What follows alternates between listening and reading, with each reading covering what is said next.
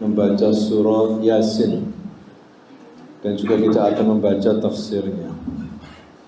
Semoga kita banyak mengambil manfaat dan hikmah dari membaca surah Yasin ini. Secara umum setiap muslim diperintahkan untuk membaca Al-Quran, karena membaca Al-Quran termasuk amalan yang besar, bagian daripada ibadah kepada Allah Subhanahu wa Ta'ala. Al-Quran terdiri dari 30 juz, dimulai dari surah Al-Fatihah hingga surah An-Nas, di mana ayat-ayat atau surah-surah itu mempunyai keutamaan dan kaum muslimin wajib untuk mengamalkannya. Kita bahkan disuruh untuk kalau bisa menghatamkan, bisa sepekan sekali, 10 hari sekali, 20 hari sekali, setiap bulan sekali dihatamkan. Kalau bisa, maka itu lebih baik. Sebagaimana Nabi SAW bersabda, "Iqra'ul Qur'an fi kulli syahr." Bacalah Al-Quran dan hatamkan setiap bulan. Iqra'hu fi 20 lailah. Atau kalau bisa, bacalah sampai hatam dalam 20 malam. Iqra'hu fi 10. Kalau bisa lebih baik lagi, bacakan sampai hatam 10 hari, dalam 10 hari. Iqra'hu fi 7. Lebih baik lagi dibaca hingga hatam Al-Quran itu pada 7 hari. Wala tazid ala dzalik, tapi jangan lebih daripada itu, kurang daripada itu. Hadis ini sahih riwayat Bukhari, riwayat Muslim. Kebanyakan hadirin sekalian, kaum muslimin memang terutama di negara kita ini, masyarakat kita, di mana-mana sering baca surah Yasin. Seolah-olah Nabi menganjurkan membaca itu hanya surah Yasin. Sehingga kita lihat di majelis-majelis ta'lim, di masjid-masjid, di pondok-pondok pula sering dibaca surah Yasin. Bahkan ketika nazak, ketika orang mau meninggal, itu dibacakan surah Yasin. Di pemakaman, di kuburan juga dibaca surah Yasin. Pada Al-Quran ini ada 114 surah, tidak hanya surah Yasin. Tentunya kita gembira kalau kita bisa membaca surah Yasin sampai habis.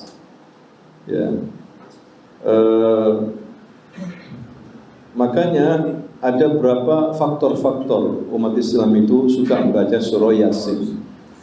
Mereka termotivasi dari beberapa hadis-hadis tentang keutamaan fadilah membaca surah Yasin. Ternyata Bapak Ibu, setelah diteliti oleh para ulama, kebanyakan membaca surah Yasin dan fadilah-fadilahnya hampir semuanya itu hadisnya lemah. Hadisnya lemah. Bukan berarti di sini kita melarang untuk membaca surah Yasin, tapi kita harus menjelaskan kepada banyak orang jangan sampai menyandarkan dalil keutamaan surat Yasin dengan dasar yang lemah. Surah Yasin tersebut penuh dengan keberkahan. Secara umum Al-Quran kitab yang diberkahi, berpahala besar. Cuma ada beberapa kaum muslimin membaca surah Yasin karena termotivasi dari hadis-hadis yang lemah, yang dhaif, bahkan palsu. Tentunya ini bahaya karena kita diancam oleh Rasulullah. Kalau kita membaca hadis-hadis itu padahal bukan dari Rasulullah, diancam masuk neraka. Man kadzaba alayya muta'ammidan falyatabawwa maq'adahu minan nar. Ya, barang siapa berdusta atas namaku, maka hendaklah dia menempatkan tempat duduknya di neraka. Hati-hati, ya, terutama para tokoh, para kiai, para ustadz. Jangan asal membaca hadis-hadis keutamaan surah Yasin, padahal itu tidak sahih dari Nabi. Ya. Misalnya ada beberapa hadis fadilah Yasin lemah dan palsu. Derajatnya lemah dan palsu. Misalnya man qara'a Yasin fi lailah asbaha maghfuran lah. Barang siapa yang membaca surah Yasin dalam satu malam, maka ketika ia bangun pagi hari udah diampuni dosanya. Ya, hadis ini palsu, maudhu. Ya, disebutkan oleh Imam Ibnu Katsir dalam tafsirnya dan jelaskan hadis-hadis yang berkaitan dengan keutamaan Yasin itu lemah, bahkan palsu. Ya, karena Imam Daruqutni mengatakan Muhammad bin Zakaria yang ada dalam sanad hadis ini adalah tukang memalsukan hadis. Ya. Yang kedua, hadirin sekalian, yang hampir sama, ya. Man qara'a Yasin fi lailatin ibtigha' wajhillah ghufira lahu fi tilka al-lailah. Barang siapa membaca surah Yasin pada malam hari karena mencari keridhaan Allah, maka ia akan diampuni dosanya pada malam itu. Hadis ini dhaif. Hadis ini dhaif. Diriwayatkan oleh Imam Daruqutni dari Walid bin Suja. Ya. Didhaifkan, bahkan hadis ini terputus semua sanadnya. Ya, ini juga bahaya. Kemudian juga ada hadis palsu maudhu. Man dawama ala qira'ati Yasin fi kulli lailatin thumma mata syahidan. Barang siapa yang terus-menerus membaca surah Yasin pada setiap malam, kemudian dia mati, maka ia mati syahid. Ini juga hadisnya palsu, maudhu. Hadirin sekalian, ini hati-hati, karena di dalam sanadnya itu ada Sa'id bin Musa al-Azdi, ia seorang tukang dusta, dan ia dituduh oleh Ibnu Hibban suka memalsukan hadis. Ya. Ada juga hadis lemah dhaif, ya. Man qara'a Yasin fi sadri nahar qudiyat hawaijuhu. Barang siapa yang baca surah Yasin pada permulaan siang pagi hari, ya, maka terpenuhi semua hajatnya, keperluannya. Hadis ini juga lemah. Hadis ini mursal, ya, karena Atha bin Abi Rabah tidak bertemu dengan Nabi, ya, mengaku dikatakan bertemu dengan Nabi. Kemudian juga ada hadis palsu, hadis maudhu. Man qara'a Yasin marratan faka'annama qara'al Qur'an marratain. Barang siapa membaca surah Yasin satu kali, seolah-olah yang membaca surah Al-Quran 2 kali. Ya, ini banyak dibacakan oleh tokoh kiai di masyarakat. Begitu juga hadis palsu lagi tentang masalah surah Yasin. Man qara'a Yasin marratan faka'annama qara'al Qur'an 10 marrat. Barang siapa yang baca surah Yasin satu kali, seolah-olah yang membaca Al-Quran 10 kali. Ya, ini juga hadirin sekalian lemah. Ya. Dan hampir semuanya lemah. Banyak sekali di sini ada hadis tentang fadilah Yasin lemah. Misalnya ada lagi, man sami'a surata Yasin adalat lahu 20 dinaran fi sabilillah wa man qara'aha adalat lahu 20 hajjatan wa man katabaha wa sharibaha adkhalat jawfahu 1000 yaqin wa 1000 nur wa 1000 barakah wa 1000 rahmah wa 1000 rizqin wa naza'at minhu kulla dhillin wa jawab. Hadis ini palsu juga, maudhu. Barang siapa yang mendengar bacaan surah Yasin, ia akan diberi ganjaran 20 dinar di jalan Allah. Barang siapa yang membacanya, diberi ganjaran kepadanya laksana 2 kali melakukan ibadah haji. Ini terlalu berlebihan. Ya. Dan barang siapa yang menuliskannya, kemudian ia minum airnya, maka ia akan dimasukkan ke dalam rongga dadanya 1000 keyakinan, 1000 cahaya, 1000 berkah, 1000 rahmat, 1000 rezeki, dan dicabut dihilangkan segala macam kesulitan dan penyakit. Ya. Juga hadirin sekalian, ada hadis lemah, dhaif juga. Yasin qalbul Quran. Surah Yasin itu hatinya Quran. La yaqra'uha rajulun yuridu Allaha wad darul akhirah illa ghufira lahu faqra'uha 'ala mautakum. Surah Yasin itu hatinya Quran, qalbul Quran. Tidaklah seseorang membacanya karena mengharapkan keridhaan Allah dan negeri akhirat atau surganya, melainkan akan diampuni dosanya. Oleh karena itu, bacakanlah surah Yasin untuk orang-orang yang akan mati di antara kalian. Di sini juga lemah. Begitu juga ada hadis lemah, hadirin sekalian, Iqra'u Yasin ala mautakum. Bacakan surah Yasin kepada orang yang mati di antara kalian. Ini juga lemah. Lemah karena 3 sebab yang menjadi hadis lemah. Pertama, ada rawi namanya Abu Utsman, seorang rawi masyhur, tidak dikenal oleh para ulama. Ayatnya juga tidak dikenal. Hadis ini muttarib, goncang sanadnya. Ya, dan banyak lagi alasan-alasan yang lain. Ini termasuk salah satu atau beberapa hadis yang dilemahkan oleh para ulama hadirin sekalian. Dan banyak lagi yang dipakai untuk ibadah-ibadah, seperti ada hadis palsu juga, man zara qabra walidayhi kullu jum'atin faqara 'indama aw 'indahu yasin ghufira bi'adad kullu ayatin aw harfin. Barang siapa yang menziarahi kubur kedua orang tuanya setiap Jumat dan membaca surah Yasin di atasnya, maka ia akan diampuni dosanya sebanyak ayat atau huruf yang dibacanya. Nah, ini diantara hadirin sekalian kenapa banyak orang terdorong untuk selalu membaca surah Yasin saja dalam pertemuan-pertemuan mereka, karena mereka termotivasi dari hadis-hadis yang lemah atau bahkan maudhu, yaitu palsu. Ya, jadi sudah ditulis oleh para ulama apa sebab-sebabnya. Alhamdulillah, ini termasuk jasa besar para ulama, sudah bisa dipetahkan mana hadis yang sahih, mana hadis yang dhaif, terlalu dhaif, dan mana hadis yang palsu. Ya, walaupun tertulis dengan bahasa Arab.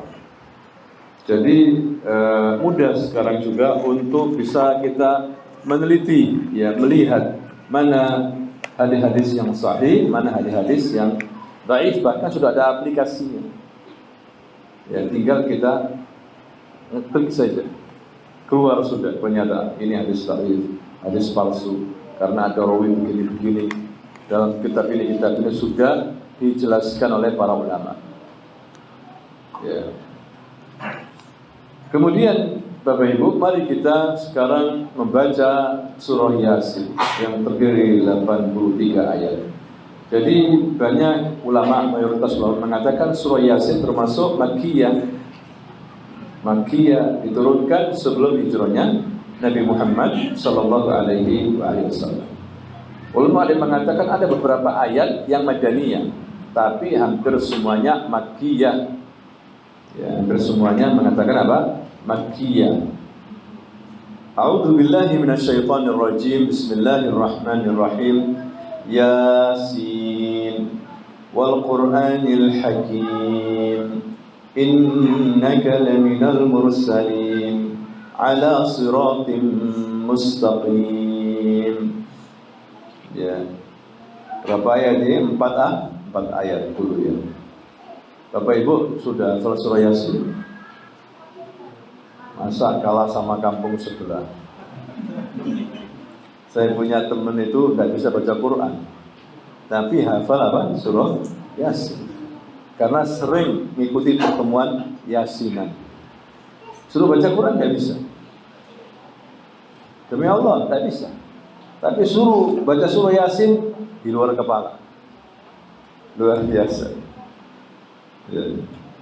Mereka termotivasi untuk membaca surah Yasin karena tadi itu, ya, hadis-hadis yang lemah dan palsu tentang keutamaan surah apa? Yasin. Ya, Yasin terdiri daripada huruf ya dan sin. Di sini ada 2 pendapat.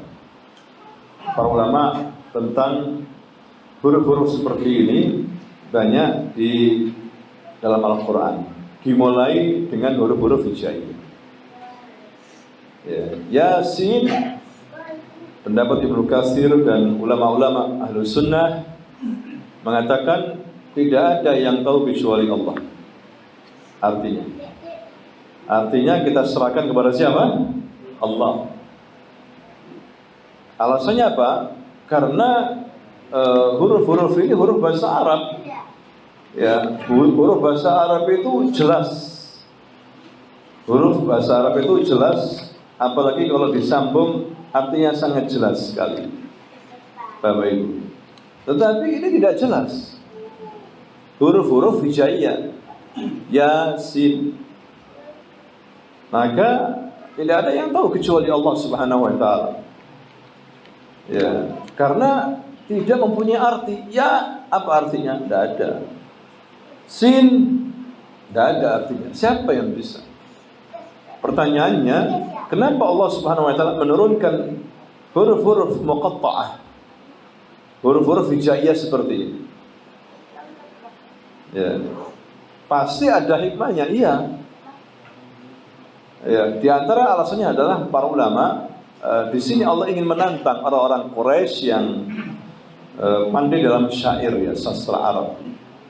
Mereka belum pernah mendapatkan surat maksudnya, surat menyurat mereka atau syair-syair mereka yang mereka bikin itu dimulai dengan huruf seperti ini.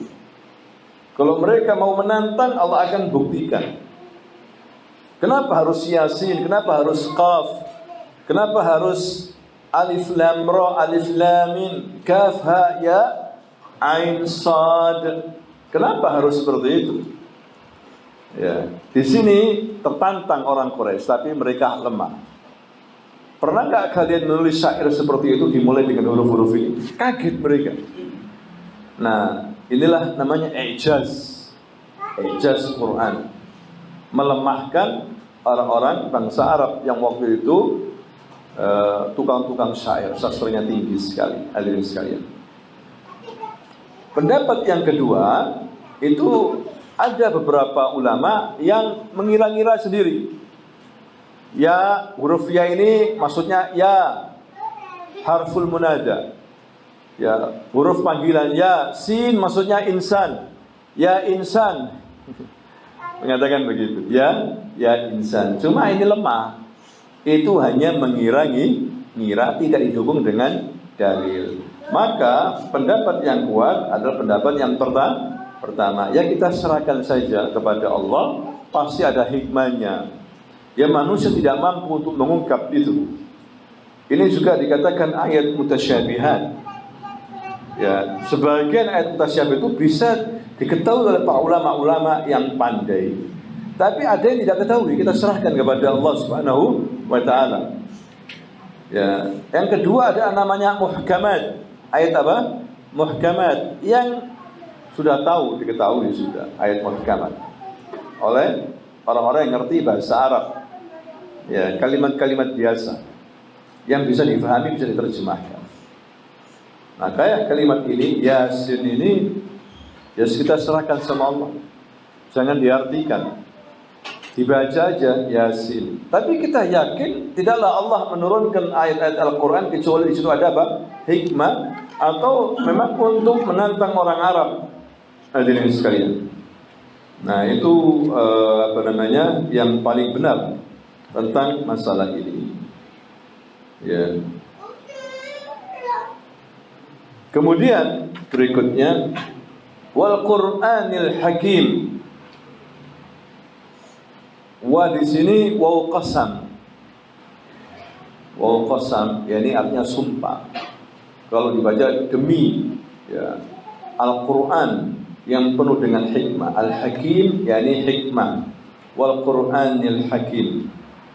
Ya, Al-Quran maksudnya di sini adalah firman Allah SWT, kalamullah, bukan makhluk. Ini membantah pendapat kelompok Mu'tazilah dan Jahmiyah bahwasanya Al-Quran makhluk. Kalau makhluk berarti ada apa? Kekurangannya. Kalau Al-Quran tidak ada kekurangannya. Ya, Al-Quran sempurna, susunan ayat-ayatnya, hukum-hukumnya hakim, bijak. Tidak ada kezaliman dalam Al-Quran hukum-hukumnya. Walaupun nanti menurut Al-Quran, menurut manusia, seakan-akan hukum-hukum dalam Al-Quran itu ada kezaliman, seperti potong tangan, rajam, ya kan? Padahal ada hikmah di balik itu, dengan hukuman-hukuman seperti itu. Hadirin sekalian, nanti itu kita bahas. Jadi Al-Quran dari kata qara'a yaqra'u, ya, yang dibaca, tilawah, tala yatlu tilawatan, tilawatul Quran, membaca apa? Al-Quran itu dibaca. Ada lain maknanya mengumpulkan, ya, kebaikan-kebaikan, berisi kumpulan kebaikan-kebaikan. Ada dua makna, yang dibaca dan mengumpulkan kebaikan-kebaikan. Kemudian Al-Hakim, apa itu Al-Hakim? Yang penuh dengan hikmah. Ya, dikatakan juga Al-Muhkim. Muhkim itu yang sempurna, bijak yang sempurna, tersusun dengan rapi. Muhkim. Ada juga dipanggil muhkam. Apa itu muhkam? Yang tepat dan sempurna. Hadirin sekalian, hakimun yang memberikan keputusan. Muhkim yang sempurna, muhkam apa itu? Yang tepat dan sempurna. Hakimun yang memberikan keputusan, karena Al-Quran memberikan keputusan. Ya, maksudnya di sini hadirin sekalian, kalau kita punya masalah, kembalilah kepada Quran, karena Quran ini bisa memberikan apa? Keputusan, artinya solusi. Semenjak diutusnya Nabi Muhammad SAW mendapatkan wahyu sampai hari kiamat, Quran ini solusi. Ya, dari kesulitan-kesulitan yang dihadapi oleh manusia, bacalah Quran, pasti ada solusi. Kalau tidak mendapatkan solusi, ada dua masalah. Yang pertama, kita tidak bisa memahami Al-Quran ini. Quran bisa memahami, itu yang terjadi. Tidak mau belajar, tidak mau mengkaji, tidak bisa mendapatkan petunjuk, solusi. Yang kedua adalah karena hati kita sudah kotor dengan dosa-dosa, sehingga tidak bisa memahami. Makanya disuruh istighfar, disuruh perbanyak apa? Istighfar. Kalau kita tidak bisa memahami Quran, istighfarlah. Hadirin sekalian, ini kitab luar biasa. Ya, beda kalau kitab-kitab samawi sebelum diutus Nabi Muhammad SAW, itu hanya berlaku kepada kaumnya nabi-nabi itu saja, kepada Bani Israel. Kitab Taurat, kitab Zabur, kitab Injil itu hanya berlaku kepada nabi-nabi dulu yang diutus pada kaumnya mereka, bukan bersifat universal, bukan internasional. Sehingga masalah-masalah yang ada pada zaman itu saja, hadirin sekalian. Dan untuk Bani Israel, makanya Nabi Isa pernah mengatakan kepada Hawariyun pengikutnya, wahai pengikutku, jangan bacakan, jangan ajarkan kitab Injil kepada selain Bani Israel. Tidak boleh. Ya, kepada bangsa Arab tidak boleh, karena diturunkan bukan untuk bangsa Arab, khusus Bani Israel dan masalah-masalah yang terkait dengan Bani Israel. Sedangkan Al-Quran universal, risalah alamiah, rahmatan lil alamin, Arab maupun non-Arab. Ya, bangsa Eropa, bangsa Asia, bangsa Jawa, bangsa Sumatera, semuanya. Dan diyakinkan bahwa Al-Quran ini sempurna, bijak, penuh dengan hikmah. Ya, hakimun, bisa memberikan keputusan kalau Anda punya masalah. Walaupun modern, milenial, Al-Quran. Makanya jangan sampai kita lepas daripada Al-Quran. Terus baca, sumpah hati. Kalau baca terus, masih kalau baca terus, sampai hatimu tenang.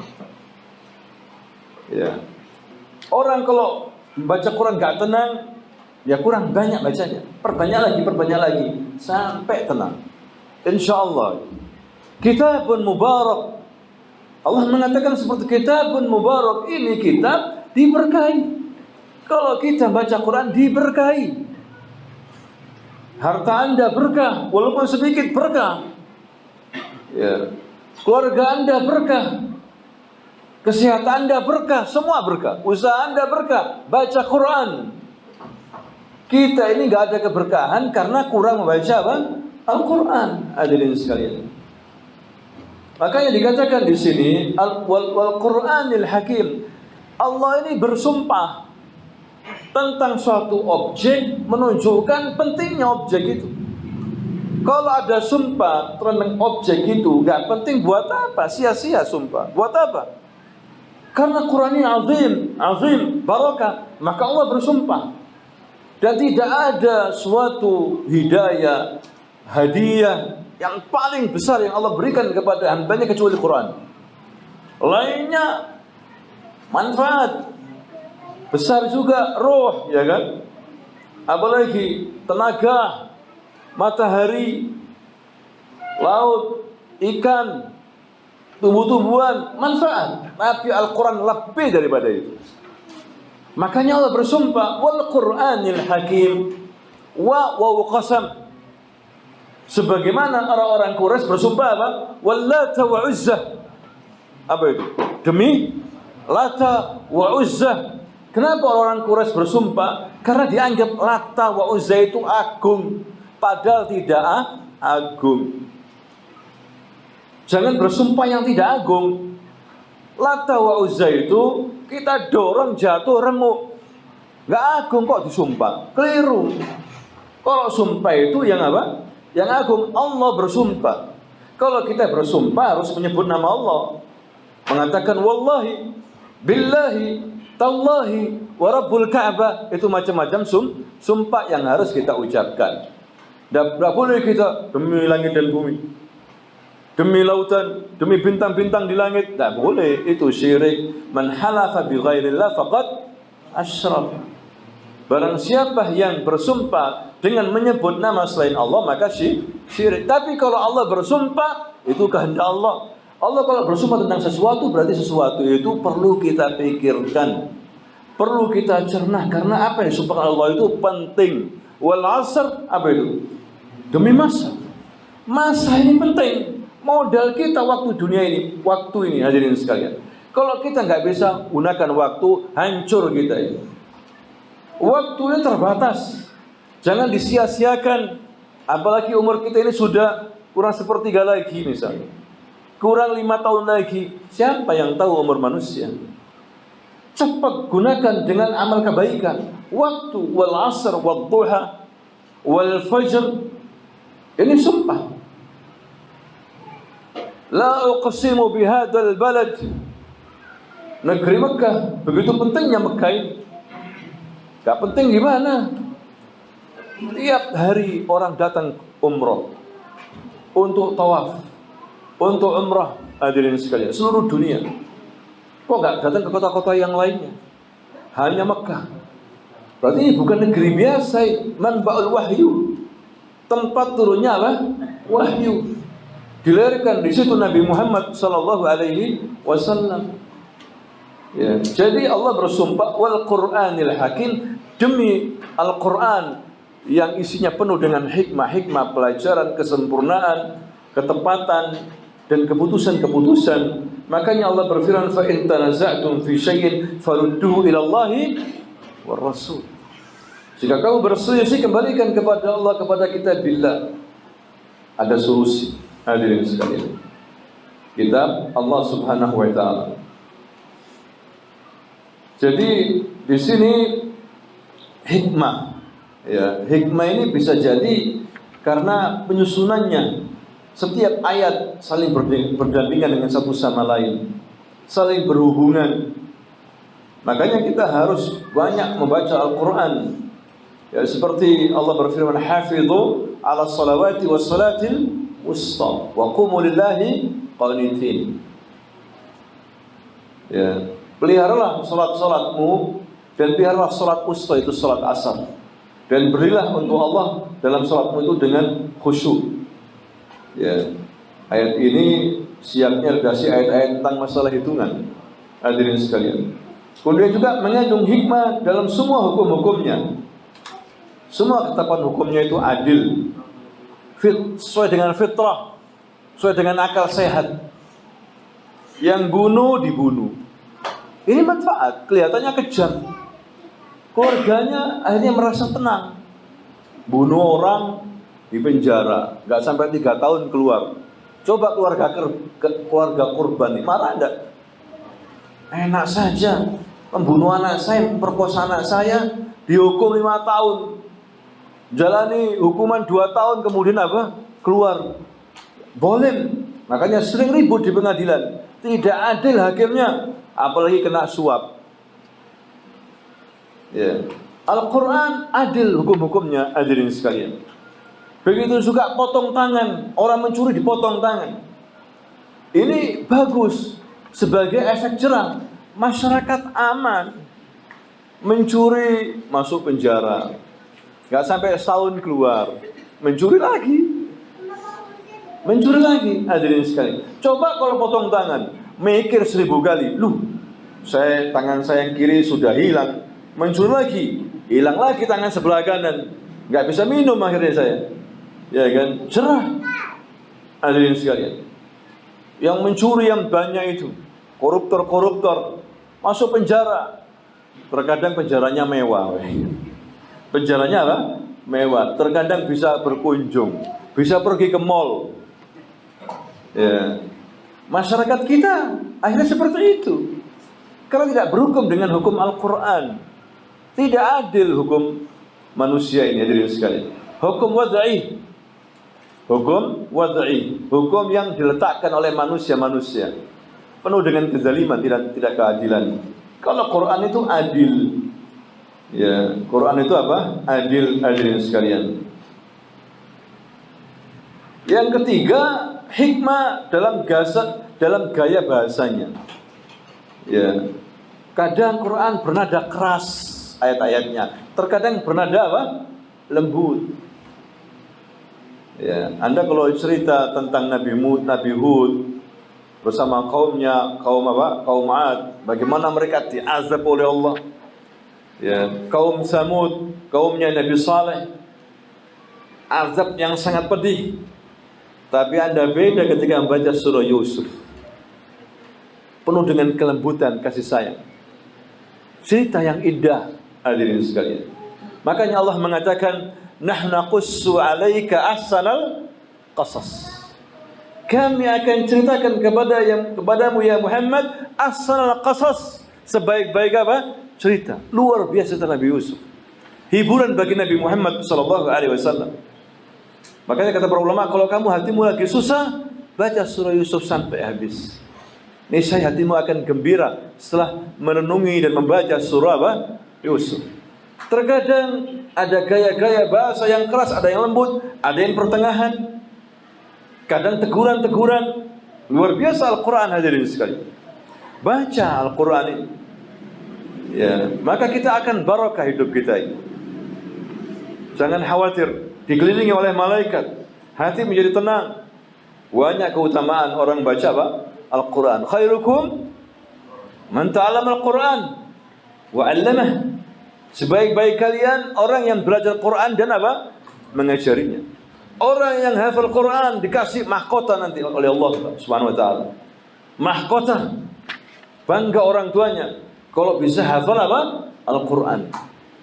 Derajat kita semakin tinggi karena kita semakin banyak membaca Quran. Kurang tinggi karena kita kurang apa? Membaca Al-Quran. Hadirin sekalian, kesenangannya para ulama itu di saat sunyi, di saat di penjara, Imam Syekhul Islam Ibnu Taimiyah di saat di penjara, ya, sebulan mungkin 80 kali dia hatam Quran. Selama di penjara, berkali-kali dia hatam Quran. Ya. Nah, ini bedanya kita dengan ulama-ulama dulu, hadirin sekalian. Diganti dengan nyanyi sekarang ini Quran. Dengan nyanyi, dengan video. Akhirnya terbuang waktu kita tidak membaca Quran, asik melihat video, melihat Instagram,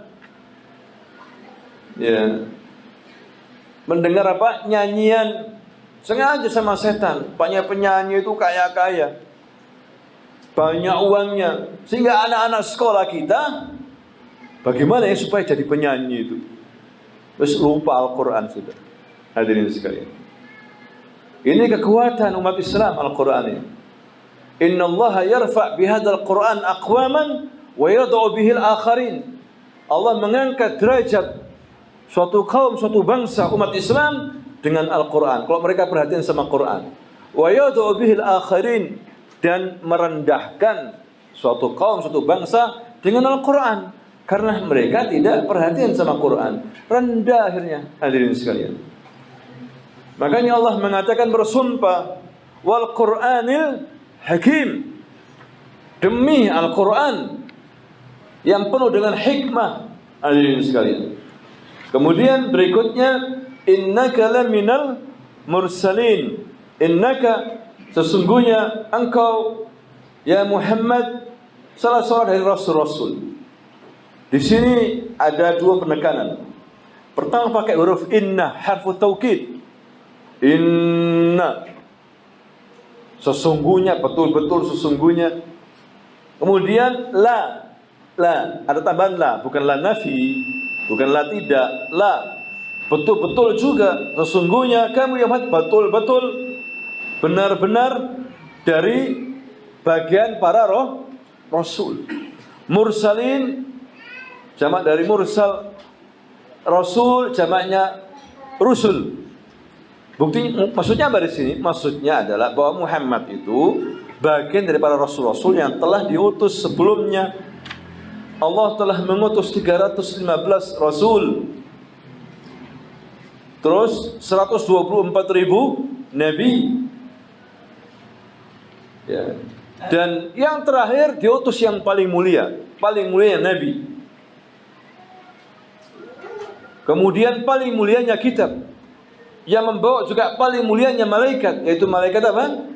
Jibril, diturunkan di bulan yang paling mulianya, bulan apa? Ramadan, pada saat malam paling mulianya malam, yaitu malam apa? Lailatul Qadar. Jadi ini bukan main-main, hadirin sekalian. Ada hikmah di balik ini semuanya. Ya. Jadi Nabi ini Muhammad bagian dari bangunan yang sempurna.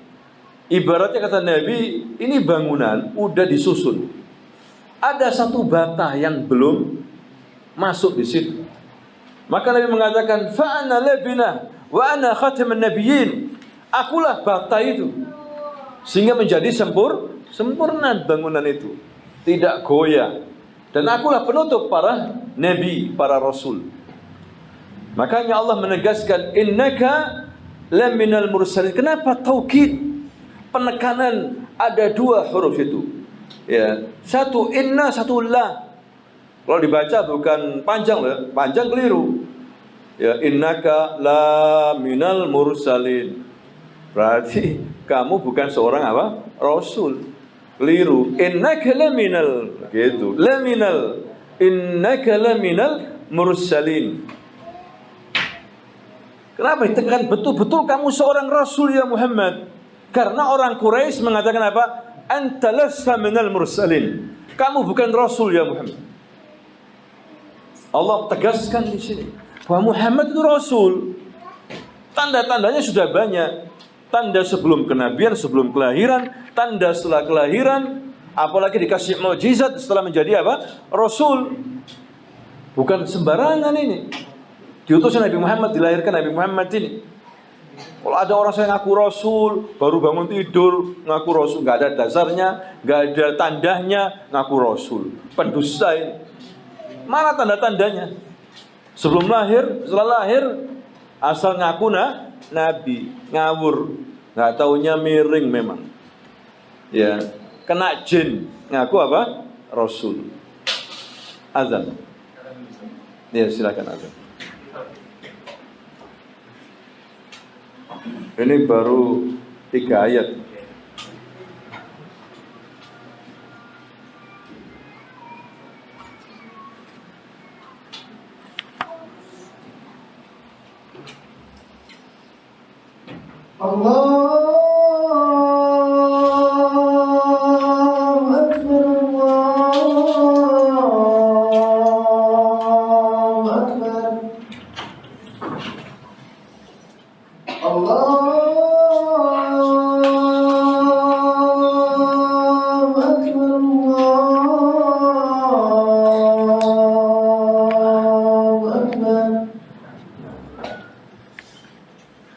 أشهد أن لا إله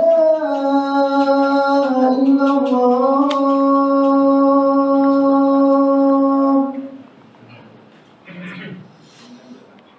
أشهد أن لا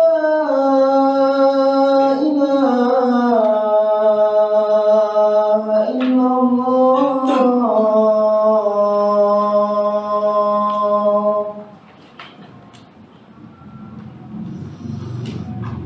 أشهد أن محمدا رسول الله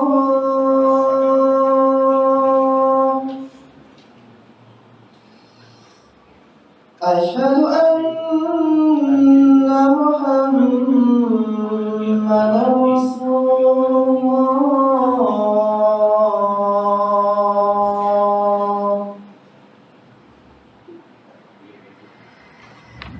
حي على الصلاة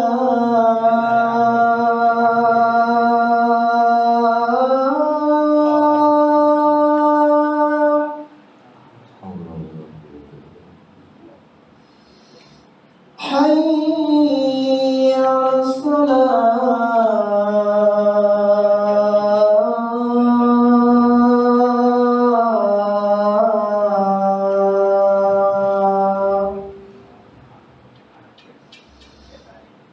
حي على الفلاح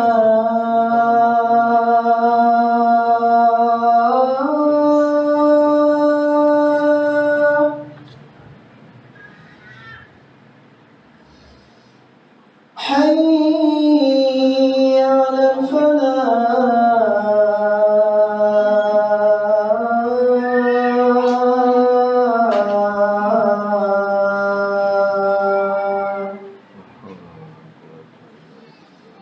الله أكبر الله أكبر لا إله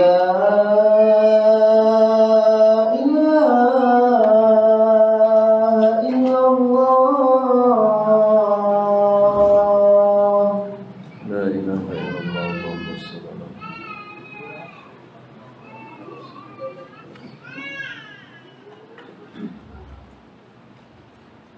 Bismillahirrahmanirrahim. Alhamdulillahirabbil alamin.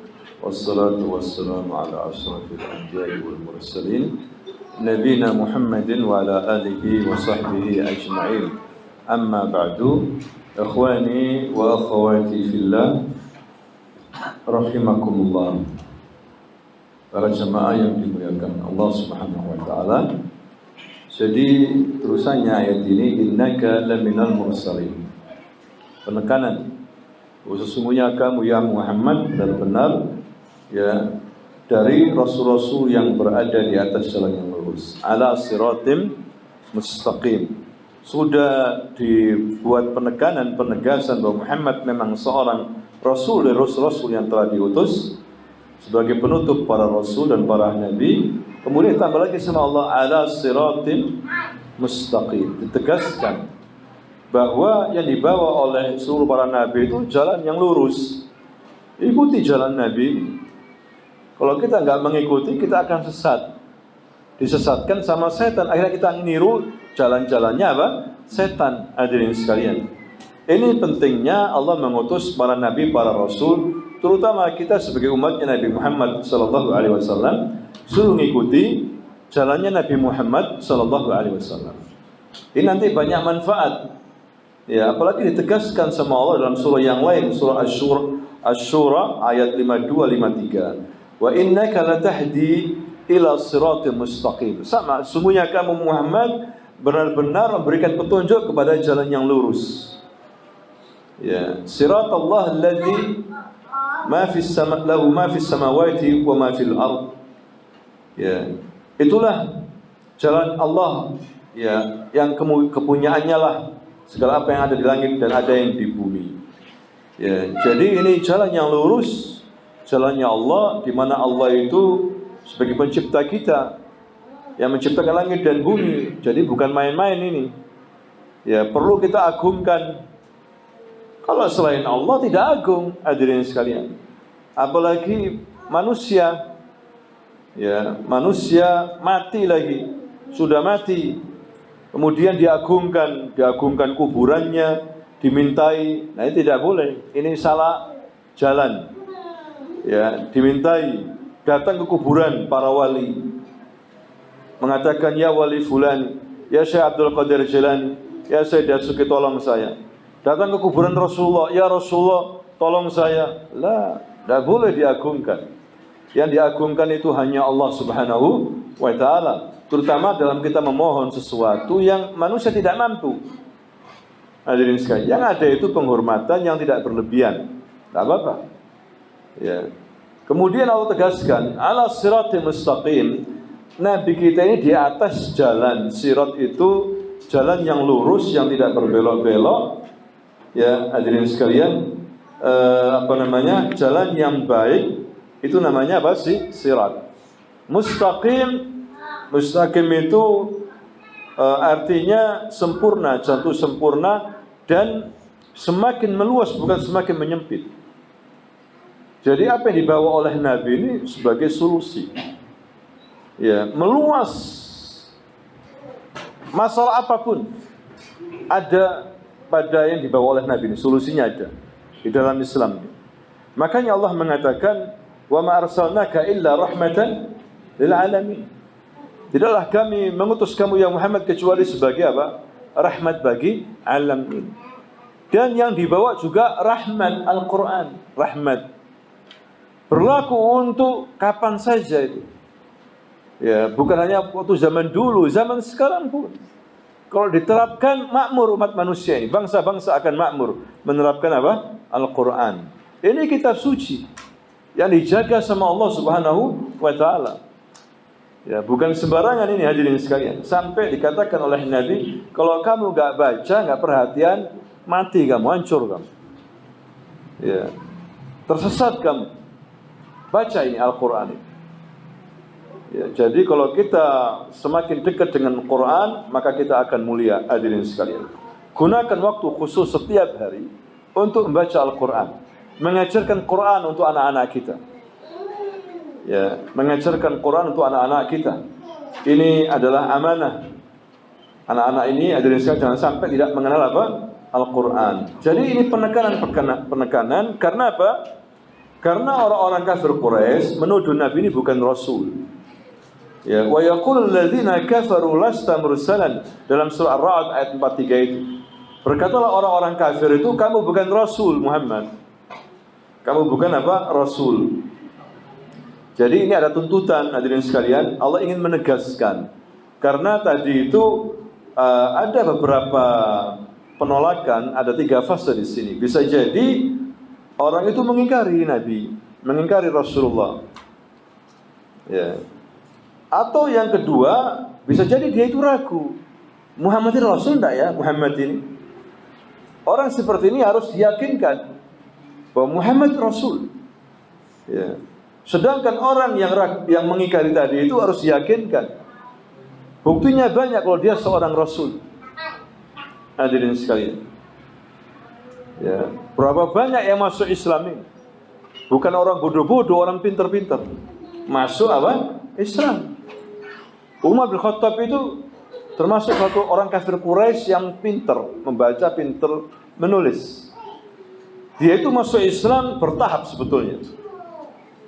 Ya, dia itu sudah sering mendengar ayat-ayat yang dibaca oleh Nabi ketika di Ka'bah. Tapi karena rasa fanatik adat istiadatnya masih kuat, tertutup hidayah itu masih. Atau rasa kebencian yang dalam kepada Nabi Muhammad sehingga susah untuk mendapatkan hidayah. Tapi sebetulnya dia itu sudah sering mendengar. Misal Nabi membaca surah Al-Haqqah. Surah Al-Haqqah, Al-Haqqatu mal-Haqqatu ma adraka mal-Haqqah dan sebagainya. Didengar sama Umar terus sampai pada terakhir itu Umar mengatakan, oh kalau begitu Muhammad ini orang penyair kelas kakap, tukang syair kelas apa? Kelas tinggi nih. Tiba-tiba Rasulullah apa? Wala biqauli syair qalilan ma tu'minun. Dia bukan penyair, sedikit sekali di antara kalian yang beriman. Kalau begitu kahin, dukun berarti dalam apa? Lisannya ngomong. Wala biqauli kahin, ada jawabannya ternyata. Wala biqauli kahin qalilan ma tazakkarun tanzilun min rabbil alamin. Dia bukan kahin. Sedikit sekali di antara kalian yang berfikir, yang mengingat. Dia turun dari Rabbul Alamin, Al-Quran. Itu Umar sudah paham itu. Ya, makanya tinggal sedikit saja. Akhirnya dikasih hidayah sama Allah. Dan juga kena doanya Nabi. Suatu hari Nabi berdoa apa? Allahumma ayyid haddad din bi ahad ar-rajulain ahabbu ilaika Umar bin Khattab atau Abu Jahal bin Hisham, Amr bin Hisham. Ya Allah, kuatkanlah agama Islam ini, agamamu ini dengan salah satu saja dari dua orang yang kamu pilih. Salah satu dari mereka, yaitu Umar bin Khattab atau apa? Amr bin Hisham. Ternyata Allah lebih memilih siapa? Umar bin Khattab. Ya, hatinya terbuka dengan Quran. Berapa banyak orang yang masuk Islam dengan Quran, hadirin sekalian. Luar biasa. Ya, Al-Quran ini. Maka kesempatan bagi kita untuk yang mengerti ini terus membaca Quran. Anda akan berkah hidup Anda. Ajak istri Anda baca Quran, anak-anak baca Quran, ya, agar hidup kita ini barokah. Karena yang dibawa Nabi ini adalah satu yang hakim. Innaka laminal mursalin ala siratin mustaqim.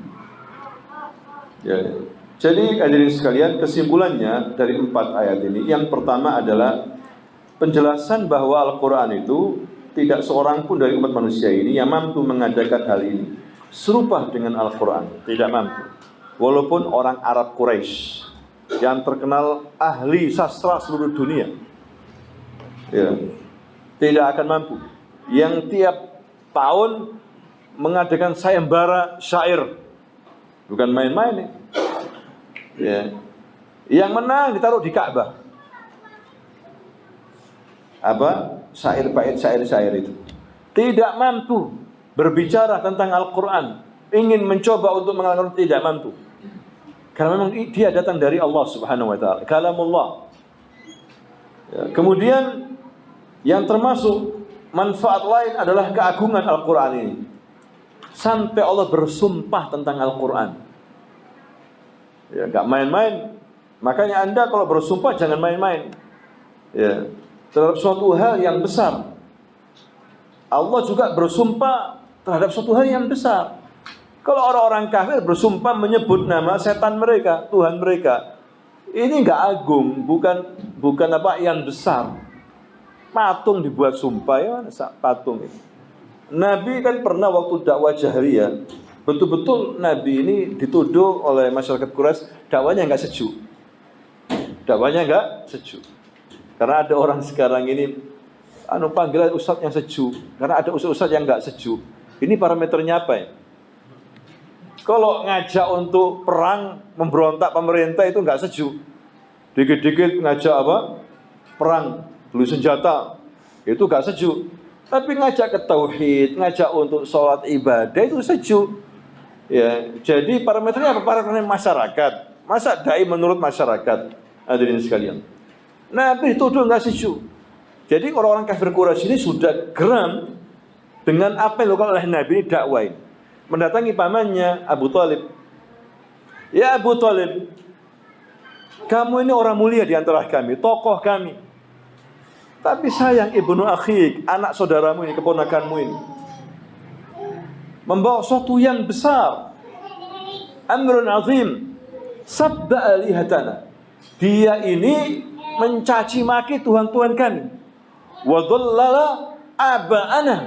menyesatkan ayah-ayah kami, disesatkan. Kakek-kakek kami, pemimpin kami, nenek moyang kami disesatkan. Gimana ini Abu Thalib? Wa farraqa ahlana, memecah belah keluarga kami. Itu mereka ngomong kayak gitu. Apakah benar? Iya. Nabi sengaja mengatakan, ya Quraisy, ini Hubal, Latta, Tuhan ini Tuhan. Siapa Tuhan? Masa gini Tuhan? La yasma, wa la yubsir, wa la yughni anka minallahi syai'a. Tidak bisa melihat, tidak bisa mendengar, tidak bisa membuat manfaat. Kalian sembah. Kalau dipukul, hancur sudah. Kalian sembah, apakah ini agung? Kalian bersumpah Wallata wa Uzza wa Manata, ini agung ini. Keliru kalian. Nabi mengajak mereka berfikir. Hadirin sekalian, berani Nabi itu. Ada alasannya, ada yang backup, pakai strategi. Tapi jangan asal niru ya. Nabi itu ada yang backup. Yang backup siapa? Keluarganya Bani Hashim. Ya, yang backup pamannya, tokoh Quraisy. Orang Quraisy gak bisa bunuh Nabi, gak berani. Atau perang saudara dengan Bani Hashim. Bani Hashim ini walaupun kafir, bela Nabi, keluarganya. Ya, ada yang backup, pakai strategi. Jangan asal-asal. Zaman sekarang ada patung dia, wajok. Kita yang akhirnya disalahkan. Yang nggak salah-salah disalahkan. Pakai strategi. Betul, Nabi itu begitu hadirin sekalian. Tapi Nabi kan dia di backup oleh nasab yang kuat. Nasab yang kuat. Ya, penting nasab itu. Makanya ketika Abu Sufyan bin Harb, dia ketua pebisnis Arab ketika pergi ke Syam, dipanggil sama Raja Heraklius sama Raja Romawi. Raja Romawi mendengar karena mereka ahli kitab kan. Mereka lebih cemburu. Kamu orang Arab? Iya, katanya Abu Sufyan. Pemimpin mereka? Iya. Tahu kamu siapa orang ini? Anak muda yang ngaku sebagai nabi. Langsung dia mengatakan dengan jujur, ya Malik wahai Raja, hadar rajul fina dzun nasab. Orang ini di masyarakat kita nasabnya tinggi. Nasabnya apa? Tinggi. Kakek-kakeknya pemimpin kami. Maksudnya begitu, nasabnya tinggi. Bukan sembarangan anak muda. Menurut Raja Pak, ya memang begitu memang. Ya, biasanya kalau ada nenek-nenek, kakek-kakeknya yang tokoh, biasanya misalnya cucunya atau cicitnya jadi apa? Tokoh. Jadi dari sini kita belajar nasab ini bisa membaca potensi anak. Anak ini, anak muda ini pintar, jadi tokoh, berpengaruh. Baca aja silsilahnya, nasabnya. Oh, mantesan kakeknya itu ada yang jadi apa? Tokoh. Maka wajar kok cucunya jadi apa? Tokoh. Bapak begitu. Kalau hafal nasab ya, perhatian sama nasab. Bapak hafal nggak nasab? Sampai 4 gitu. Kakek ini, saya kakek ini. Paling lupa sudah ya. Makanya kalau ngasih nama anak, jangan lupa ngasih nama orang tuanya, bapaknya. Penting. Bisa jadi bawa keturunan Raja Majapahit. Ada ya gini. Makanya kamu jadi tokoh karena kakekmu jadi apa? Raja Majapahit. Walaupun kafir, kakek Nabi kan juga kafir. Nabi mewarisi, hadirin sekalian. Makanya Raja Romawi gak heran. Ya, kakek-kakeknya tokoh berarti apa? Cucunya tokoh. Makanya Nabi itu dihargai. Orang Quraisy tidak berani apa-apa selama Abu Thalib masih hidup. Hadirin sekalian. Ini di antara hikmah kenapa Abu Thalib itu kafir. Kalau Abu Thalib masuk Islam, habis. Ya, Abu Thalibnya habis, Muhammadnya habis. Mereka segan mau bunuh Nabi Muhammadnya, segan. Makanya datang ke Abu Thalib berkali-kali. Tidak diserahkan sama Abu Thalib. Ya, bahkan dibela sama Abu Thalib. Ini pentingnya apa? Suku. Bahkan mereka sudah hilang kesabaran. Mereka memboikot keluarga Nabi. Abu Thalib, suku Bani Hashim. Bani Abdul Manaf, Bani Abdul diboikot hadirin sekalian. Mereka kumpul di mana? Halaman rumahnya Abu Thalib dan celah-celah bukit sekitar Abu Thalib. Sya'ib Abu Thalib. Laki, perempuan, anak-anak, kafir, mukmin berkumpul. Bela siapa? Nabi. Bela Nabi. Dibela Nabi. Walaupun dimusuhi oleh orang apa? Quraisy. Dibela sama keluarganya. Ya, jadi ini penting hadirin sekalian. Ini tanda-tanda bahwa dia memang seorang nabi. Sebelum lahir sudah ada tanda-tanda. Ya. Jadi memang Allah kehendaki dia memang seorang nabi untuk diikuti. Nggak ngikuti orang ini bahaya, habis kita. Nggak bisa masuk telaga nanti. Kalau kita nggak ngikuti Nabi Muhammad Sallallahu Alaihi Wasallam, nggak bisa minum air telaga di hari kiamat. Hal yang sangat susah, haus, matahari di atas kepala kita 1 mil. Kalau umat Muhammad bisa minum telaga, dipanggil, sini digandeng tangannya, suruh minum air. 1 minum air gak haus selamanya. Lezat luar biasa, lebih putih daripada susu airnya itu, lebih manis daripada madu. Ya, udah. Para sahabat bertanya, ya Rasul, ata'rifunana? Yani ata'rifu ummatak? Apakah kamu mengenal kami ya Rasul? Mengenal umatmu? Nah. Dari mana? Min atharil wudu. Dari apa? Bekas-bekas anggota wudu. Jadi wudu ini juga bukan main-main. Orang nggak pernah wudu, nggak dikenal Nabi nanti. Nggak kenal wudu berarti nggak pernah sholat. Ya, percaya. Oh itu umatku. Ta'al ya fulan, ta'al ya Abdullah, ta'al ya Muhammad, ta'al. Sini kamu minum segar. Lainnya susah. Lainnya menunggu 50.000 tahun. Umatnya Nabi Muhammad dilindungi oleh Allah, dikasih kemudahan-kemudahan. Gak terasa ke 50.000 tahun itu. Panas gak terasa itu. Ya, enaknya kita mengikuti sunnah nanti. Manfaatnya nanti, hadirin sekalian. Lebih banyak nanti, walaupun di sini dicela. Ya, apa ini gini-gini dicela, kadang sering apa? Dilecehkan. Terus di atas sunnah. Itu nasihat para ulama, di atas sunnah. Terus ikuti sunnahku sampai kamu menemui aku di telagahku nanti, kata Rasul. Sampai kamu temui aku di telagahku nanti. Istiqamah. Ya, iman kepada Allah dan istiqamah. Makanya Nabi itu pernah didatangi oleh seorang sahabat namanya Sufyan bin Abdullah As-Saqafi. Bertanya, "Ya Rasulullah, qul li fil Islam qawlan la as'alu ahadan ba'dak." Wahai Rasulullah, ajari aku, singkat saja, nasihati aku dalam Islam ini, supaya aku tidak bertanya lagi kepada seorang pun setelah penjelasanmu ini. Nabi menasihati singkat. Apa itu? Qul amantu billah tsumma istaqim. Ucapkan aku beriman kepada Allah dan istiqamalah. Cuma itu ya Rasul. Ya itu sudah. Nabi itu kalau wasiat nasihat ringkas. Karena para sahabat kemampuan berpikirnya tinggi, faham. Kalau kita nggak faham, makanya nasihatnya kadang 1 jam, 2 jam. Banyak. Lupa juga yang dengarkan nasihat opo tadi. Kebanyakan. Kan gitu ya. Kebanyakan nasihat 1 jam. Rasulullah 1 garis, setengah garis. Qul amantu billah tsumma istaqim. Tapi ini kalau dijabarkan berjilid-jilid.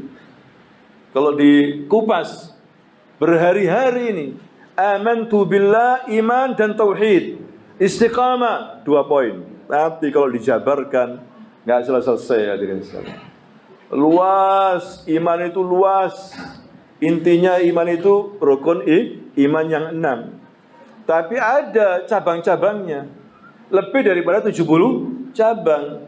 Enggak habis-habis. Mak sahabat faham. Makanya dia mengatakan, aku setelah ini ya Rasul, enggak tanya seorang pun sudah. Setelah kamu jelaskan wasiat ini.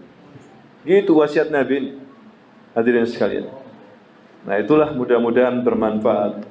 Ya, jadi tadi itu ada hikmah. Berikutnya adalah manfaat lain, ujian. yang diberikan atas Al-Quran, di mana ia merupakan kitab yang penuh hikmah dalam 3 sisi tadi itu. Ya, apa itu? Muhkam dan hakim.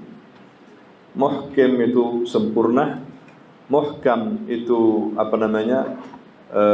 rapi, tersusun rapi, ya, agung, adil, hikmah, dan hakim itu memberikan keputusan, memberikan solusi. Itu Al-Quran, hadirin sekalian. Pengen solusi, Quran. Makanya para ulama gak lepas daripada Quran. Nulis apapun pasti pakai dalil apa? Al-Quran. Itu ulama. Kalau orang sekarang profesor dalam Islam, bukan masalah Qurannya, karena menyelisih Quran. Ya, belajar di Amerika, dicekoki aliran liberal, sekuler, ya, sekularisme, sampai di sini ngajar di IAIN, semuanya boleh. Nasrani, Yahudi boleh, Ahmadiyah boleh. Kasih profesor, mati pahlawan, dikuburkan di taman apa? Makam pahlawan. Pada liberal luar biasa, merusak IAIN. Yang awalnya anak-anak santri keluar dari pondok pesantren belajar ke IAIN, niatnya neruskan ke perguruan tinggi negeri supaya ilmunya lebih bertambah, ahli ibadah. Gak taunya dirusak, hadirin sekalian. Bukan jago ibadah, tambah ngawur. Makanya banyak umat Islam gak suka bikin perguruan tinggi sendiri akhirnya. Ya modelnya seperti itu ya. Bahasa Arab gak suka. Kalau ngomong dalil Quran kayak pengajian saja kamu ini. Ini di kampus. Saya pernah digitukan. Kayak pengajian aja kamu. Ngomongnya Quran hadis, Quran hadis. Ini di kampus akademik. Harus ini dahulukan. Bayangkan. Gak mumet kita hadirin sekali. Bingung ini. Apa maksudnya ini? Ya seperti itu. Jadi pada di sini Allah SWT menurunkan Quran ini banyak manfaatnya. Disamakan dengan akal. Tidak bisa akal kita ini cetek. Jangan sombong kita ini. Ya, mereka ini sombong. Tidak mau bicara Quran, tidak mau. Baru profesor. Kalau kamu dikit-dikit Quran dalilnya ini, hadisnya ini, wah ini anak pesantren ini. Dilecehkan hadirin sekalian. Ya, makanya nggak tertarik. Sehingga dibikin UIN. Apa itu UIN? Universitas. Sehingga nggak belajar agama toh di sana, nggak laku kalau agama. Belajar kedokteran, ada sains, ada ini kan gitu ya sekarang. Ya sudah nggak fokus kepada siapa? Agama. Karena sudah banyak stay itu banyak sekolah tinggi agama ini. Islam itu banyak sekarang disaingi. Yang benar-benar memberikan muatan agama yang banyak, yang baik. Ya dari ulama-ulama, Quran hadisnya begitu. Sekarang ada stay bagus. Ya. Kalau dulu lebih bagus, ya UIN bagus. Tapi kayak gitu, hadirin sekalian. Kemudian di antara manfaat lainnya adalah memberikan perhatian terhadap ketetapan risalah Nabi. Betul-betul bahwa Nabi Muhammad ini seorang Rasul, hadirin sekalian. Ya, makanya Allah bersumpah sekaligus menekankan sebagai tambahan inna sama lam tadi, ya kan? Innaka ini juga penekanan tambah lam laminal mursalin.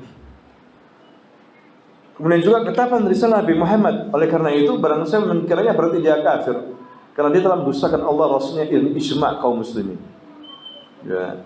Tetapnya bahwa risalah itu milik Nabi Muhammad SAW yang terakhir itu. Manfaat yang lainnya adalah diri sekalian adanya para rasul-rasul, disebutkan mursalin. Ini para rasul-rasul. Bahwa Allah pernah mengirim rasul-rasul setiap kota, setiap negeri, setiap umat rasul.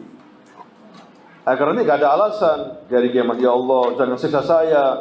Saya ini mulai lahir gak ngerti agama, gak ada kiai, gak ada ulama di kampung saya, sehingga saya murtad kafir misalnya, atau kafir syirik. Jangan azab saya, gak ada alasan. Karena Allah mengatakan apa? Wa laqad ba'atsna fi kulli ummatin rasulan an i'budullaha wajtanibut taghut. Kami benar-benar telah utus pada setiap umat, kampung, negeri, negara, rasul. Pasti ada. Ada pertanyaan, bagaimana kalau di belahan bumi Afrika sana menyembah berhala, menyembah patung, animis, bagaimana kalau di Papua sana, di atas gunung sana, hutan, mereka kan tidak ada kiai, tidak ada ustadz. Kata siapa? Itu perkiraan Anda. Bisa jadi sudah ada. Pernah ada mengajak dai, ustadz, mengajak mereka untuk masuk Islam, tapi mereka menolak. Mereka menolak, lebih mengikuti setan, lebih mengikuti artis istiadat mereka. Ini ustadz ditendang, diusir. Ada, sampai sekarang ada. Ustadz dakwah diusir. Gitu. Padahal nyuruh apa? Kebaikan. Hanya mengatakan qala Allah wa qala Rasul, diusir. Jadi enggak ada nanti ada orang bilang gitu. Mungkin ada, kata para ulama, jika ada, memang ada, mulai lahir enggak ada kiai, enggak ada rasul yang diutus, utusan yang diutus, dia akan dijadikan diuji oleh Allah. Kalau dia berhasil masuk surga, diuji. Kalau enggak berhasil masuk apa? Neraka. Pokoknya Allah itu adil. Wa ma kunna mu'azzibina hatta nab'atsa rasula. Kami tidak mungkin mengazab sampai kami telah mengutus apa? Rasul. Cuma Rasul itu kan Nabi banyak enggak disebutkan ceritanya. Yang disebutkan cuma 25 atau lebih sedikit. Yang lainnya banyak enggak diceritakan. Nama-namanya enggak disebutkan. Jadi pernah diutus. Kalaupun kata para ulama ada suatu kaum sesat mereka disesatkan oleh setan, tidak ada sama sekali itu namanya utusan. Tadi itu solusinya. Di hari kiamat nanti apa? Diuji. Kalau berhasil masuk surga, kalau nggak berhasil masuk apa? Neraka. Cuma itu pendapat para ulama. Wallahu a'lam. Hadirin sekalian. Kemudian berikutnya manfaat lain adanya di antara manfaatnya syariat yang dibawa oleh Nabi Muhammad ini merupakan jalan yang lurus. Ya, sedangkan jalan-jalan yang bertentangan dengan syariat mengandung unsur kebengkokan, keburukan. Ya, dengan apa yang dibawa oleh Nabi Muhammad sallallahu alaihi wasallam. Jadi yang dibawa oleh Nabi ini lurus, baik, semakin lurus meluas. Jadi apapun yang dialami oleh manusia bisa terselesaikan dengan syariat yang dibawa oleh Nabi Muhammad sallallahu alaihi wasallam. Kalau enggak selesai, kalau enggak paham, bukan Qur'annya yang disalahkan, kitanya yang disalahkan. Barangkali itu kurang dia memahami, kurang bisa memahami dia ini. Atau hatinya sudah terlalu banyak apa? Dosa kotor. Susah untuk memahami. Jangan kamu memahami, baca aja malas. Hatinya sudah terlalu apa? Kotor. Baca males. Tapi kalau baca HP, WA berjam-jam. Subuh pun masih WA. Di warkop itu. Tangannya zikir terus, jari-jarinya. Maksudnya game. Ya. Karena apa? Hatinya hadirin sekalian. Ada azan, tidak tergugah hati. Terus main HP. Ya. Ini yang tidak bisa paham tentang Al-Quran. Bagaimana paham nggak baca, ya kan? Nah itulah mudah-mudahan ini bermanfaat. Nanti insya Allah ayat berikutnya kita baca pada pertemuan selanjutnya. Ya. Ayat yang kelima ini Tanzilul Azizir Rahim. Ya, sebagai wahyu yang diturunkan oleh Maha Perkasa lagi Maha Penyayang. Turun. Ya, kalau turun itu berarti apa? Dari atas ke bawah. Berarti Allah itu di mana? Di atas. Tanzil. Diturunkan oleh Allah. Berarti Allah di atas, turun ke bawah. Itu masuk akal hadirin sekalian. Al-Aziz yang perkasa. Ya, menurut Al-Quran ini yang perkasa, bukan main-main. Didahulukan Al-Aziz karena apa? Karena Allah Maha Perkasa, jangan main-main ini. Kalau kau melanggar, Allah siksa Allah sangat pedih. Allah perkasa. Perkasa, kuat. Kekuatannya sempurna, azabnya keras, itu namanya perkasa. Dan tidak ada yang bisa menandingi. Tidak ada yang bisa menandingi. Ini arti daripada al-izzah. Ya, al-aziz wal-izzah. Walillahil izzah. Keperkasaan itu milik Allah. Makanya Allah al-aziz. Abdul Aziz, hamba yang maha perkasa. Ya. Abdul Aziz tapi ketakutan aja, ganti nama aja. Namanya aja Abdul Aziz, hamba dari yang maha apa? Perkasa. Jangan takut. Di samping Anda ini, di atas Anda ini yang Al-Aziz, kan begitu. Hati-hati sama agamanya, sama Qur'annya, diamalkan. Kalau enggak, azab Allah sangat pedih. Itu Al-Aziz. Baru saja Allah mengatakan Ar-Rahim, ya, yang maha penyayang. Ar-Rahim, ya, tidak keras toh. Allah juga maha penyayang. Penyayang ada dua macam. Penyayang secara umum, berlaku kepada siapapun, pada hewan, manusia, orang kafir, orang muslim. Allah penyayang. Sampai mereka orang kafir itu punya harta, bisa nikah, punya anak, penyayang enggak itu? Penyayang. Hadirin sekalian, disuruh untuk taubat. Kapan taubatnya? Ya. Ada juga penyayang khusus untuk orang-orang beriman di akhirat nanti, khusus. Ya, dimanja betul orang beriman nanti di akhirat. Begitu ya, Bapak Ibu ya. Ada pertanyaan di sini? Apa yang kita bahas? Ada yang mau bertanya? Iya, sudah. Untuk hadis yang sahih fadilah surat Yasin ini ada. Dan kebanyakan kan masih maudud. Iya, saya baca di tafsir itu Ibnu Katsir menyebutkan beberapa hadis, dikasih komentar sama Ibnu Katsir bahwa hadis dhaif, rawinya nggak dikenal dan sebagainya. Dia tidak menyebutkan hadis yang sahih sama sekali. Disebutkan hadis yang dhaif, diberi keterangan, dan yang palsu. Cuma di akhir dia menyebutkan tentang surah Yasin ini, ya maksudnya secara umum Quran ini tidak hanya Yasin, bahwa orang suka membaca surah Yasin, surah yang lainnya akan diberikan kemudahan-kemudahan. Dikasih taklik begitu. Dikasih apa? Kemudahan. Ini juga berlaku kepada ayat-ayat yang lain. Yasin begitu juga. Tapi pendapat dia tidak menukil hadis sama sekali, tidak.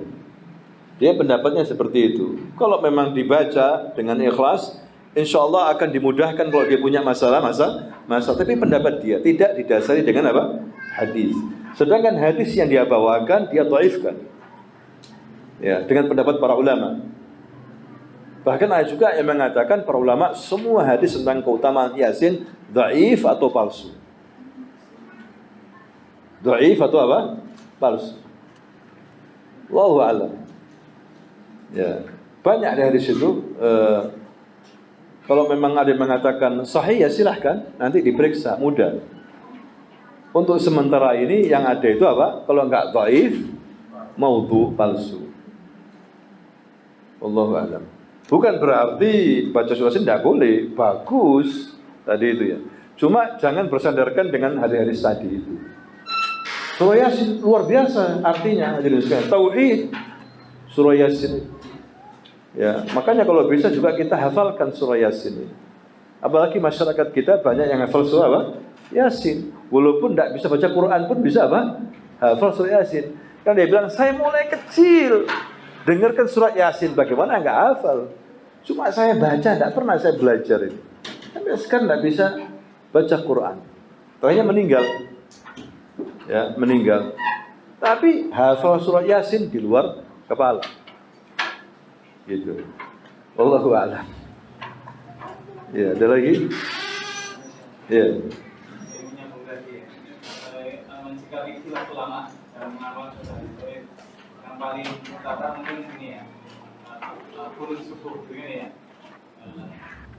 Apakah kita mengerti gimana kurun subuh itu atau doib? Jadi nggak doib ya, itu bid'ah atau relawan dalam termasuk perkara ini karena beberapa orang yang kita juga Imam Al-Bayhaqi itu juga menyesuaikan ini. Terus pengarang kita Jawaid, pengarang kita Jaluluddin Suyuti ya itu menyesuaikan karena sebenarnya kita kan punya dalil ya punya dalil menurut kita itu oke bukan lagi masuk mereka sahih gimana.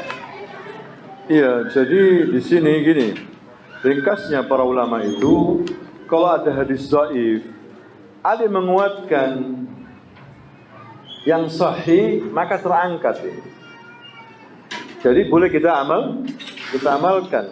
Dhaifnya nggak terlalu parah, dan juga ada hadis yang apa? Sahih, yang berbicara masalah itu. Maka ini tidak ada masalah. Tapi kalau dia dhaifnya parah, dia menyendiri, nah ini diperbincangkan. Walaupun yang membawakan imam-imam hadis, ya kan? Ada Mustadrak Hakim, ada Imam Sunan Nasai, ada Daruqutni, itu kan imam hadis. Tapi nggak lepas daripada kedhaifan. Bahkan maudhu. Kalau maudhu nggak boleh sama sekali, karena itu palsu. Ya, jadi tadi itu kalau dhaifnya itu ada yang menguatkan, ada hadis sahih yang menguatkan, tidak apa-apa. Ya. Tapi kalau dia hadis dhaif terlalu dhaif dia menyendiri, nah ini apalagi rawi itu nggak jelas, pendusta, itu para ulama menjauh, Imam Bukhari menjauh. Kalau ada yang membawakan orang ini suka berdusta, ditinggal, gak diajak bicara lagi. Lihat aja sudah tinggal. Ini penting ulama ini supaya selektif. Karena ini yang dibawakan hadis Nabi. Orang-orang Syiah mendustakan banyak. Ya, jadi kita teliti terus, walaupun yang membawakan Imam Suyuti atau apa, teliti para ulama, ada pendapatnya mengkritisi ada itu. Walaupun kata Suyuti ini tidak boleh, ternyata banyak ulama yang apa? Mengkritisi ini. Ya sudah, kita tinggalkan. Hadirin sekalian. Ya. Ini perlu, ini namanya ilmu apa? Hadis. Dan harus dihargai ilmu hadis itu. Makanya mereka ini dikatakan Taifah Mansura. Sebenarnya Taifah Mansura itu ahli hadis itu. Ada yang mengatakan ahli sunnah ya ahli hadis itu. Ya ahli hadis itu. Pentingnya ahli apa? Hadis. Dalam umat ini. Karena mereka bisa memilah dan memilih mana yang sabda Nabi, mana yang tidak. Banyak para pendusta-pendusta dalam sejarah itu. Dan tertulis semuanya. Nama-nama mereka, biografi tertulis. Ini dituduh apa, fulan dituduh ini. Seperti zaman sekarang, ada orang tiba-tiba suka berdusta, bacakan apa gitu ya. Diterima enggak? Nah, diterima kan? Seperti itu. Apalagi ini bacakan hadis Nabi. Dikritik oleh para ulama. Walaupun mereka juga seorang tokoh, tapi kita menghargai mereka. Ya, bukan berarti kita fanatik yang dalam terhadap mereka. Ada kesalahan-kesalahan. Ya, terlalu muda-muda dalam apa? Mensahihkan apa? Hadis padahal dhaif begitu. Ini kajian memang harus dalam. Ya, harus dalam. Tidak boleh langsung kita hukumi. Wah, dia kan mensahihkan, juga yang mensahihkan, tidak apa-apa. Jangan gitu dulu. Selesaikan dulu masalahnya sampai selesai. Sampai di mana ini keputusannya? Ternyata para ulama meninggalkan hadis itu, ya sudah, ya begitu. Jadi artinya kita membid'ahkan hal itu boleh nggak ya? Karena dengan kayak musab aja itu kan Imam Nawawi mensahihkan itu ada berarti doa itu.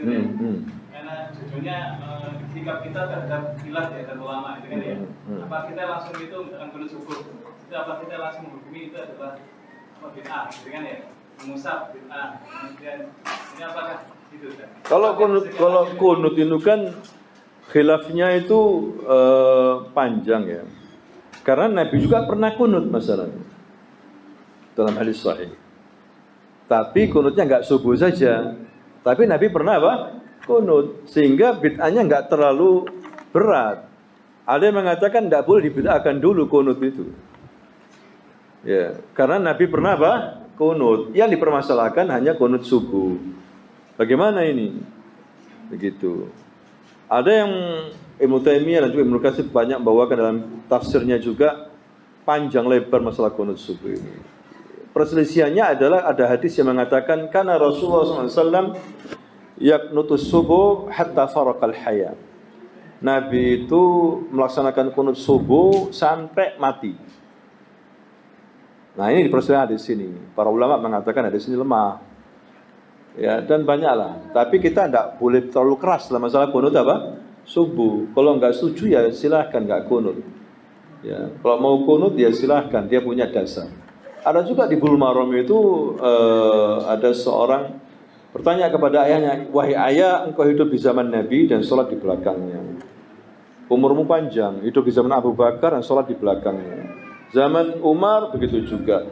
Zaman siapa? Utsman sampai zaman Ali di belakangnya. Kan dulu khalifah-khalifah juga imam kan? Di masjid ibu kota. Ayat nutus subuh, apakah mereka itu kunut subuh? La ya bunai muhdas. Tidak sama sekali wahai anakku. Itu diada-adakan. Ini saksi. Hidup di zaman Nabi. Hidup di zaman siapa? Abu Bakar. Hidup di zaman Umar. Hidup di zaman Utsman. Hidup di zaman Ali. Mereka tidak ada kunut subuh khusus. Wahai anakku. Itu muhdas. Bid'ah maksudnya. Nah, itu dasarnya seperti itu. Ya wis khilaf ya para ulama. Kita hargai khilaf. Cuma kalau memang dasarnya lemah, jangan. Ya, kita tidak bid'ahkanlah. Yang penting kita tidak mengamalkan dasar itu. Ya, tidak mengamalkan apa? Dasar itu. Itu saja. Wallahu a'lam. Nanti membid'ahkan rame nanti. Oh ada dasarnya kok dianggap bid'ah kan gitu. Cuma dasarnya itu ada yang maudhu, ada yang apa? Dhaif. Ya terserah masing-masing nanti dimintai pertanggungjawaban. Ya jangan sampai jawabannya lemah, harus kuat ya. Supaya lulus kan begitu kalau ujian itu. Harus kuat. Sudah tahu dhaif kamu apa? Amalkan kan gitu.